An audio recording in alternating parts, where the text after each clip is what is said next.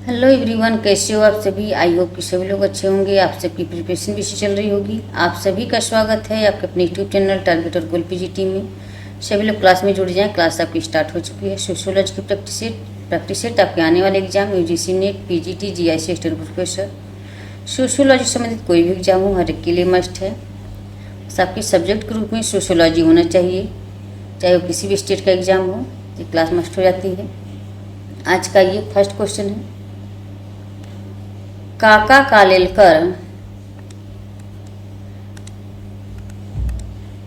Kalelkar commission के अनुसार पिछड़े वर्गों के निर्धारण के मापदंड क्या हैं। काका कालेलकर कमीशन के अनुसार पिछड़े वर्गों के निर्धारण के मापदंड क्या हैं। व्यक्ति, परिवार, जाति, व्यवसाय। तो इसका राइट आंसर क्या हो जाएंगे, सभी लोग कमेंट करके बताएं।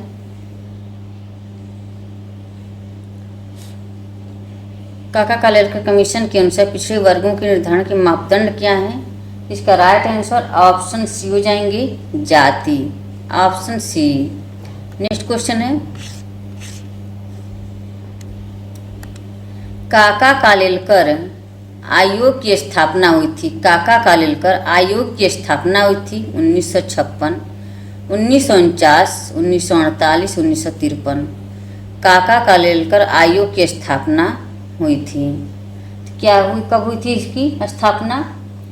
1953 में। ऑप्शन डी हो जाएंगे, राइट आंसर ऑप्शन डी।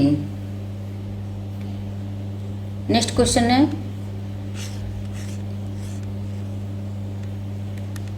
भारतीय संविधान में पिछड़े वर्ग का क्या आधार है। भारतीय संविधान में पिछड़े वर्ग का क्या आधार है। निर्धनता, परंपरागत व्यवसाय, भूमि जोत क्षेत्र, सामाजिक तथा शैक्षणिक पिछड़ापन। भारतीय संविधान में पिछड़े वर्ग का क्या आधार है। तो इसका राइट आंसर क्या हो जाएंगे, सभी लोग कमेंट में बताएं। ऑप्शन यहाँ पे डी हो जाएंगे, सामाजिक तथा शैक्षणिक पिछड़ापन। Option D. नेक्स्ट क्वेश्चन है, सन 1977 में जनता पार्टी सरकार द्वारा अपने चुनाव घोषणा पत्र में आरक्षण देने संबंधी वादे के अनुरूप पिछड़े वर्गों के लिए जिस आयोग का गठन किया गया उसके अध्यक्ष कौन थे। 1977 में जनता पार्टी सरकार द्वारा अपने चुनाव घोषणा पत्र में आरक्षण देने संबंधी वादे के अनुरूप पिछड़े वर्गों के लिए जिस आयोग का गठन किया गया उसके अध्यक्ष कौन थे। अशोक मेहता, एल.एम. सिंघवी, बी.पी. मंडल, अशोक चंद्र। इसका राइट आंसर क्या हो जाएंगे, ऑप्शन सी हो जाएंगे, BP. Mandal. Option C. Next question है,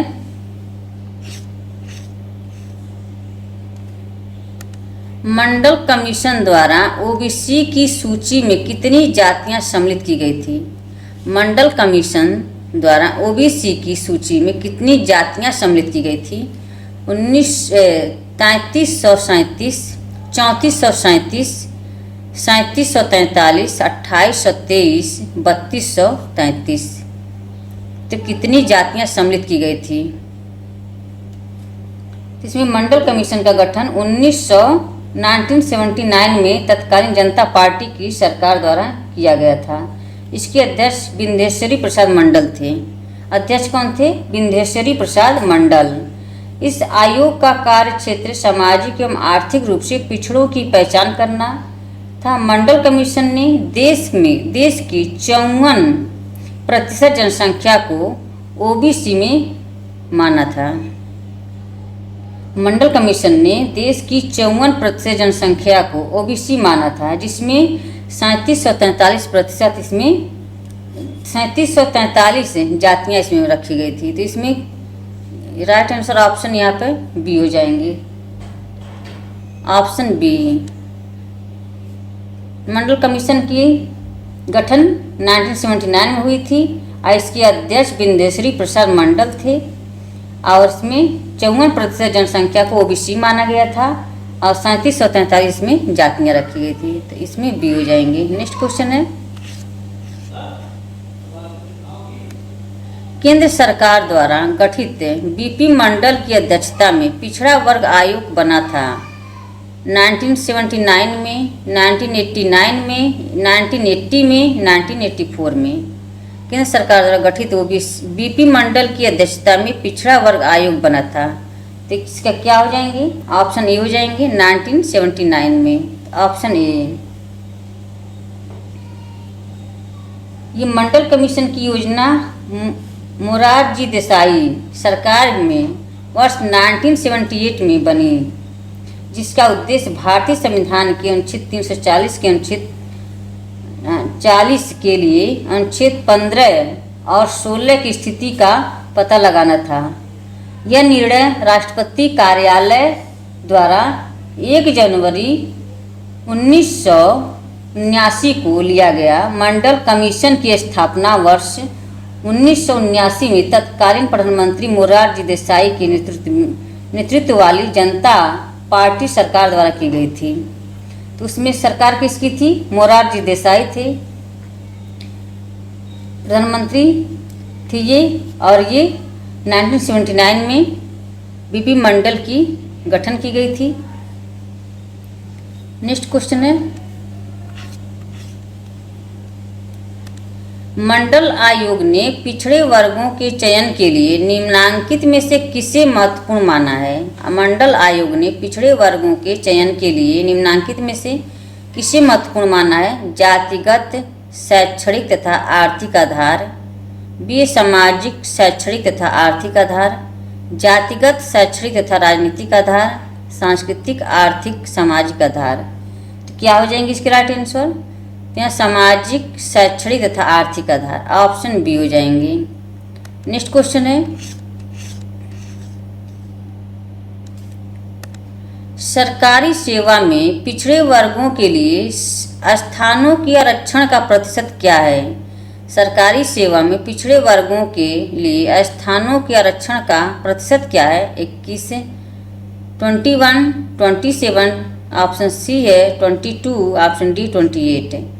तो इसका राइट आंसर क्या हो जाएंगे? ऑप्शन बी हो जाएंगे 27 में 27% आरक्षण का प्रदान किया गया है पिछड़े वर्गों के लिए। तो ऑप्शन यहाँ पे बी हो जाएंगे। नेक्स्ट क्वेश्चन है,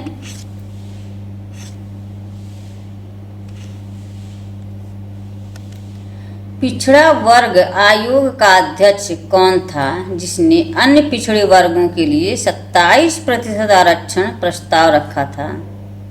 काका Kalelkar, B R Ambedkar, BP Mandal, Jagjivan Ram. पिछड़े वर्ग आयोग का अध्यक्ष कौन था जिसने अन्य पिछड़े वर्गों के लिए 27% आरक्षण का प्रस्ताव रखा था? इसका राइट आंसर क्या हो जाएंगे? ऑप्शन सी हो जाएंगे बीपी मंडल, ऑप्शन सी। नेक्स्ट क्वेश्चन है, पिछड़े वर्ग की समस्याओं के निदान में किसने सबसे अधिक पहल की है? पिछड़े वर्ग की समस्याओं के निदान में किसने सबसे अधिक पहल की है? समाज नीति निर्माताओं ने, जगत गुरु शंकराचार्य ने, नेल्सन मंडेला ने, व्यापारियों ने। तो इसका राइट आंसर क्या हो जाएंगे? ऑप्शन ए हो जाएंगे समाज नीति निर्माताओं ने, ऑप्शन ए। नेक्स्ट क्वेश्चन है,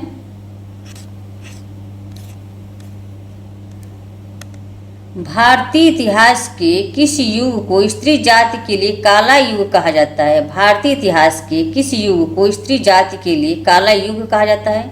वैदिक काल, उत्तर वैदिक काल, मध्य काल, आधुनिक काल।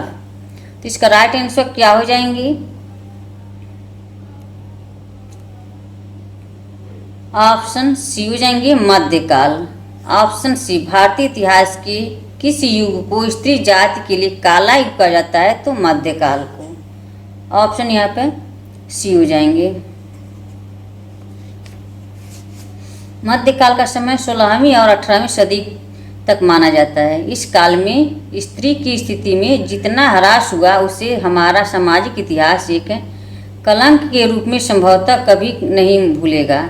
यह सच है कि 11वीं शताब्दी के आरंभ से ही भारतीय समाज पर मुसलमानों का प्रभाव बढ़ने के कारण भारतीय संस्कृति की रक्षा करना आवश्यक हो गया था, लेकिन स्त्रियों को समस्त अधिकारों से वंचित करके संस्कृति की रक्षा करने की औचित्य समझा गया।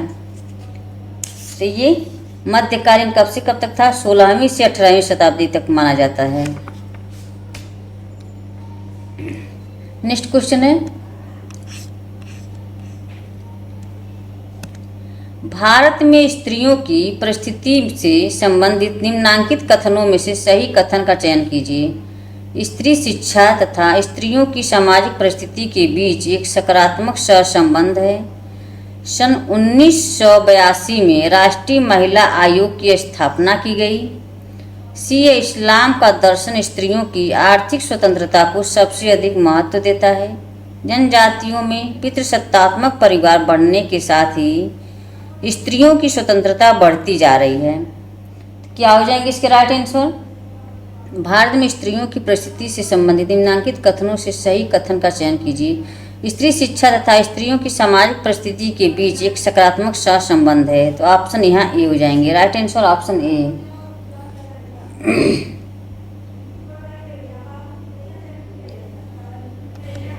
नेक्स्ट क्वेश्चन है, घरेलू हिंसा महिलाओं की सुरक्षा अधिनियम किस वर्ष पारित किया गया था? घरेलू हिंसा महिलाओं की सुरक्षा अधिनियम किस वर्ष पारित किया गया था? 2003, 2005, 2007, 2009। तो इसका राइट आंसर क्या हो जाएंगे? ऑप्शन यहाँ पे बी हो जाएंगे। 2005 में घरेलू हिंसा महिलाओं की सुरक्षा अधिनियम पारित किया गया था। तो ऑप्शन यहाँ पे बी हो जाएंगे।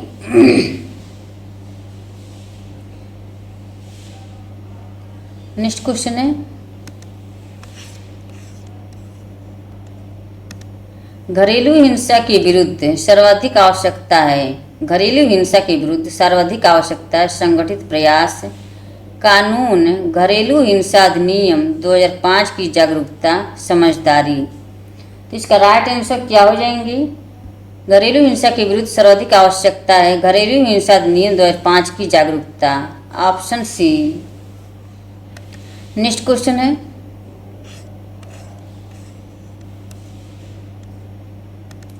भारत में वर्तमान में महिलाओं की जीवित रहने की औसत आयु क्या है? भारत में वर्तमान में महिलाओं की जीवित रहने की औसत आयु क्या है?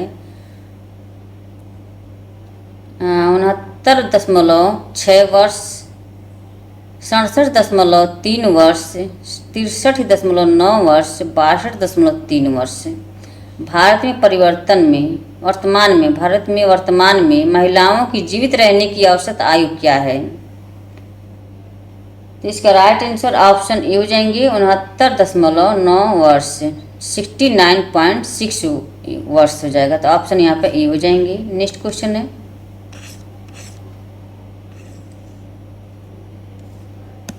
निम्नलिखित वक्तव्यों पर विचार करें। स्वतंत्रता प्राप्ति के पश्चात महिलाओं की सामाजिक स्थिति में सुधार हुआ है। ख है, भारत में महिलाओं की शिक्षा में वृद्धि हुई है। प्रयुक्त वक्तव्यों के आधार पर अपने सही उत्तर का चयन निम्नलिखित में से करें। क सही है परंतु ख गलत है। स्वतंत्रता प्राप्ति के पश्चात महिलाओं की सामाजिक स्थिति में सुधार हुआ है। भारत में महिलाओं की शिक्षा में वृद्धि हुई है।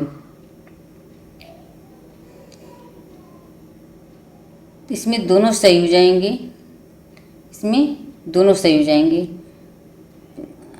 चयन कीजिए। तो इसमें कहा था दोनों सही हैं और ख वास्तव में उपयुक्त व्याख्या करता है। तो ऑप्शन यहाँ पे डी हो जाएंगे। नेक्स्ट क्वेश्चन है, निम्न में से कौन सा कारण महिलाओं की भारत में निम्न स्थिति के लिए उत्तरदायी नहीं है? निम्न में से कौन सा कारण महिलाओं की भारत में निम्न स्थिति के लिए उत्तरदायी नहीं है या नहीं पूछा है? संयुक्त परिवार, बाल विवाह, महिला शिक्षा, पुरुषों पर आर्थिक निर्भरता। तो क्या हो जाएंगे इसके राइट आंसर?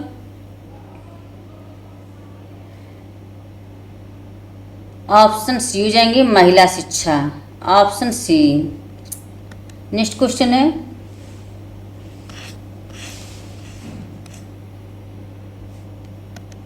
भारतीय ग्रामीण समाज में ग्रामीण विकास कार्यक्रमों के परिणाम स्वरूप निम्नलिखित में से कौन सी सर्वाधिक अवांछित स्थिति उत्पन्न हुई है? बी कृषिकरण और आत्महत्याएं, बी कृषिकरण, कृषकों की समृद्धि, कृषकों के बीच आत्महत्याएं। तो इसका राइट आंसर क्या हो जाएंगी? ऑप्शन बी हो जाएंगी, बी कृषिकरण। ऑप्शन बी, भारतीय ग्रामीण समाज में ग्रामीण विकास कार्यक्रमों के परिणाम स्वरूप निम्नलिखित में से कौन सी सर्वाधिक अवांछित स्थिति उत्पन्न करती है? तो बी कृषिकरण। ऑप्शन बी हो जाएंगे। नेक्स्ट क्वेश्चन है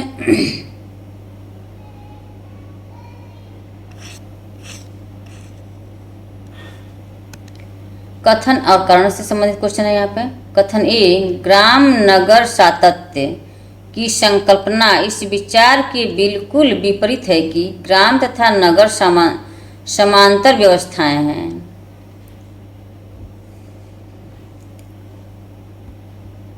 कारण आर, रॉबर्ट रेडफील्ड ने ग्राम नगर सातत्य संकल्पना को विकसित करने में महत्वपूर्ण योगदान दिया है। तो इसमें दोनों सही हो जाते हैं, बट आर एक की सही व्याख्या नहीं करता है।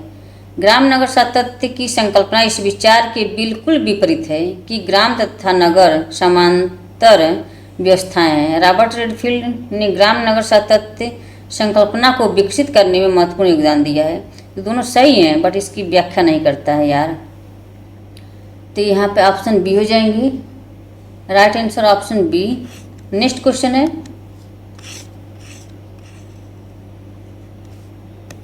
निम्न में से किसने ग्राम नगर सातत्य की अवधारणा दी है? निम्न में से किसने ग्राम नगर सातत्य की अवधारणा दी है? Louis birth, Robert E park, Robert Redfield, Henry man.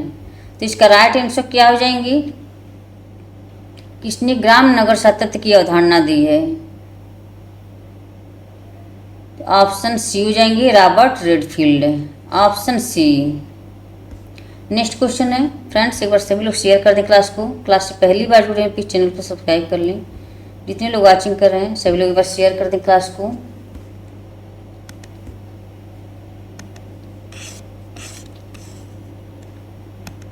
निम्न में से किसने ग्राम नगर सातत्य की अवधारणा दी है? ये रिपीट हो गया क्वेश्चन, तो यहाँ पर रॉबर्ट रेडफील्ड हो जाएंगे। यहाँ पे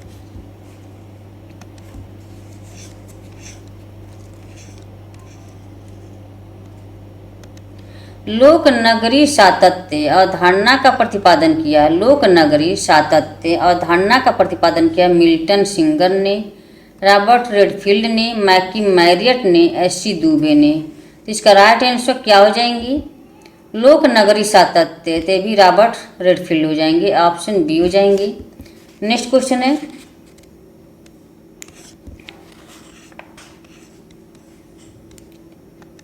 ग्रामीण क्षेत्रों में समग्र विकास और परिवर्तन लाने में सबसे अहम भूमिका किसकी है? विज्ञान और तकनीकी की, बढ़ते हुए अपराधों की, प्रथाओं और परंपराओं की, धार्मिक अंधविश्वासों की। ग्रामीण क्षेत्रों में समग्र विकास और परिवर्तन लाने में सबसे अहम भूमिका किसकी है? तो इसका राइट आंसर ऑप्शन ए हो जाएंगे, विज्ञान और तकनीकी की। Option A. नेक्स्ट क्वेश्चन है, ग्राम्य नगर अवधारणा का प्रतिपादन किया गया है। ग्राम्य नगर अवधारणा का प्रतिपादन किया गया है एल बिर्थ द्वारा, आर रेडफील्ड द्वारा, काल्पिन द्वारा, बर्गल द्वारा। ग्राम नगर अवधारणा का प्रतिपादन किया गया है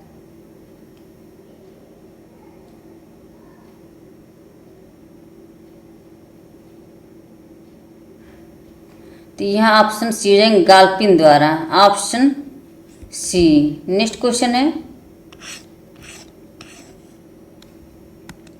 ग्रामीण भारत के विकास में प्रमुख बाधा कौन सी है? ग्रामीण भारत के विकास में प्रमुख बाधा कौन सी है? धन का अभाव, भूमि का अभाव, स्थानीय लोगों में स्वयं के बीच लड़ाई झगड़े और ईर्ष्या, अशिक्षा।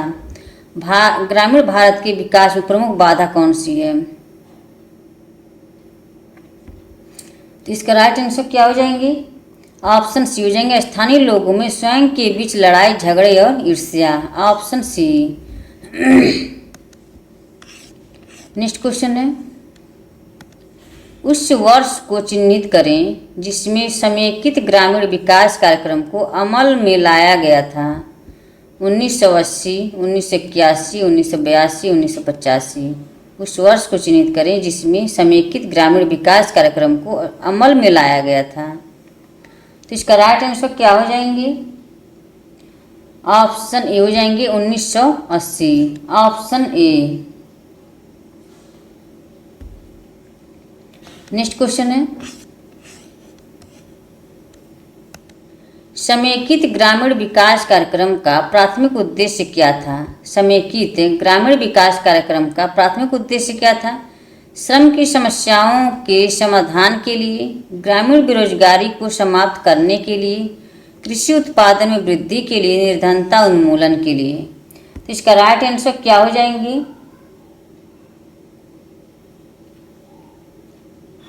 ऑप्शन डी हो जाएंगे निर्धनता उन्मूलन के लिए। Option D. नेक्स्ट क्वेश्चन है,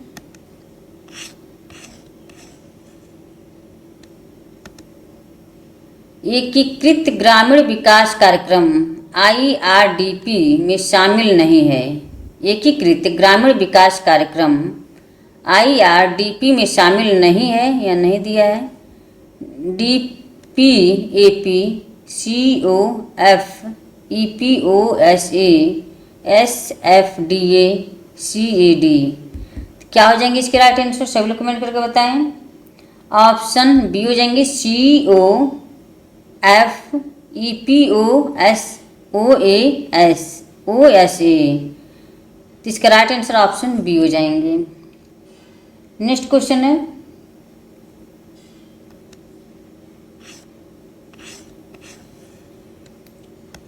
नीचे दो कथन दिए गए हैं जिनमें से एक को कथन ए तथा दूसरे को करण आर कहा गया है। कथन ए, IRDP 1980-81 में प्रारंभ हुआ था। कारण आर, यह एक साख क्रेडिट से जुड़ा कार्यक्रम था। तो क्या हो जाएंगे इसके राइट आंसर? तो ये दोनों सही हो जाएंगे, बट आर एक की सही व्याख्या नहीं करता है, तो ऑप्शन यहाँ पे व्याख्या नहीं करता, तो ऑप्शन बी हो जाएंगे। नेक्स्ट क्वेश्चन है, निम्नलिखित में से समन्वित ग्रामीण विकास कार्यक्रम का उत्तरदायित्व किस पर होगा? निम्नलिखित में से समन्वित ग्रामीण विकास कार्यक्रम का उत्तरदायित्व किस पर होगा? राज्य सरकार, केंद्र सरकार, स्थानीय स्वशासी नियामक निकाय, पंचायत समिति। तो इसका राइट आंसर क्या हो जाएंगे? सभी लोग कमेंट करके बताएं। ऑप्शन ए हो जाएंगे राज्य सरकार। Option A. तो फ्रेंड्स, आज का सेशन यहीं पे समाप्त होता है। आई होप कि क्लास पसंद आई हो। क्लास को ज़्यादा से ज़्यादा शेयर करें। क्लास से पहली बार जुड़े प्लीज़ चैनल को सब्सक्राइब कर लें, और जो लोग अभी तक टेलीग्राम चैनल से जुड़े नहीं हैं वो लोग टेलीग्राम चैनल पर अवश्य जुड़ जाएं। टेलीग्राम लिंक आपको डिस्क्रिप्शन बॉक्स में मिल जाएंगे, वहाँ से आप ज्वाइन कर सकते हैं। Okay, bye bye, take care. इसी तरह से आप अपना लक्ष्य की तरफ आगे बढ़ते रहें, हंसते रहें, मुस्कुराते रहें, स्वस्थ रहें, मस्त रहें। Okay, bye bye, take care.